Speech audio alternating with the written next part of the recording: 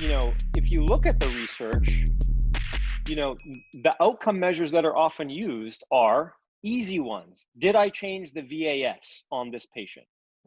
Did my 4 weeks of rehab, or my 4 weeks of soft tissue therapy, or my 4 weeks of laser, or my 12 sessions, did they change the VAS? So we often use pain as an outcome, or pain is often used as an outcome in research. So therefore it just translates into practice. Oh, well, if somebody has pain, I'll just throw these things at it and hopefully change.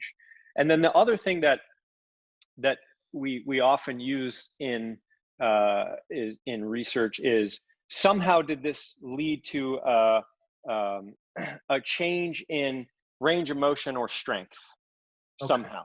Yeah.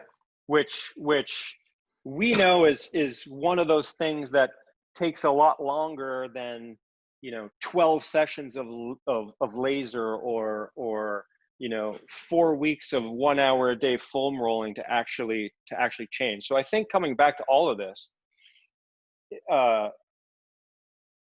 think we just don't know, again, just because it's poorly defined. The whole thing is poorly defined from the get-go, that we just haven't applied the appropriate outcome measures. Therefore, we haven't applied the appropriate scientific methodologies to actually really understand why things are happening the way they are.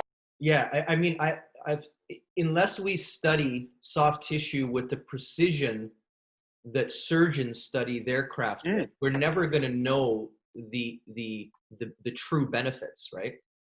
And you know what? And well, I know right now, because that's too hard for us. We're not there yet. We don't have the instrumentation, and therefore the methodologies to do that yet. So, but again, that doesn't mean that we say, well, it's not doing anything.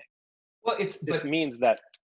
But okay, so there's no evidence in the way that people define evidence. There's plenty of evidence to guide what you should be doing, and that is the systems that we put out to the world, is that there's enough evidence to guide, and there's enough, there's no evidence in that the soft tissue evidence. If you look up soft tissue papers, that doesn't help you. But if you go into the biophysics, the cellular biophysics, as to how cells respond to force, how cells propagate force, how tissue responds to force, and then you start to sprinkle in the effects of soft tissue, you can make an incredibly strong argument that even if the soft tissue is there to allow the person to move more, right?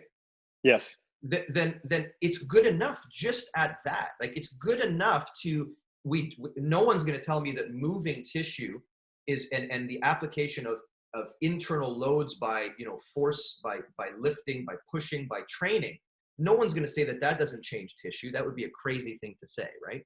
So if what we're doing can enhance that, which is really what the system is, it's enhancing the training, which is really what long-term fixes. Yes. The treatment is what sets up the environment that the subsequent training inputs, which are multiple and repeated, can begin to adapt over time.